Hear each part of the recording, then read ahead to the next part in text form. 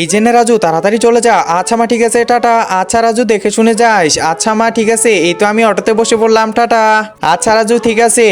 এখন আমাদের বাকি কাজগুলো করতে লাগবে। এই তো মাছলা ভাইয়া চলে আসছে। ভাইয়া তাড়াতাড়ি আমাদেরকে মাছ দিয়ে দেন। আরে বাহ, ছোটদের দেখতেছি অনেক খুশি। এই তো মাছ মেপে নিয়ে নিলাম, এখন তাড়াতাড়ি চলে যাই। মাছগুলো রান্না করতে হবে। আবার প্রথমে মাছগুলোকে ভালো করে পরিষ্কার করতে লাগবে। এই তো রেডি হয়ে গেছে, এখন এগুলোকে ভাজতে লাগবে। মাছ রান্না তো হয়ে গেল, এবার বাকি কাজগুলো করতে লাগবে। আরে রাজু তো দেখি আমার দিকেই তাকায় আছে শুধু।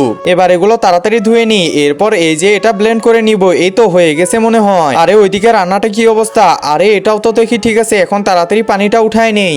একজন মা কতটা আপন হয়ে থাকে, যার মানেই তাকে জিজ্ঞাসা করে দেখো। তো দেখা যাক বন্ধুরা, এই মায়ের জন্য কে ভিডিওটিতে লাইক এন্ড সাবস্ক্রাইব করে।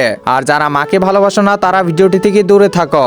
রাজু তো দেখি এখনো আমার দিকে তাকায় আছে। আরে রাজু আর একটু ধৈর্য ধর। এই তো ময়লাগুলো পরিষ্কার করানো হয়ে গেল এবং অল কাজ কমপ্লিট। এখন তুই আমার কোলে আয়, এখন তুই এখানে ঘুমা।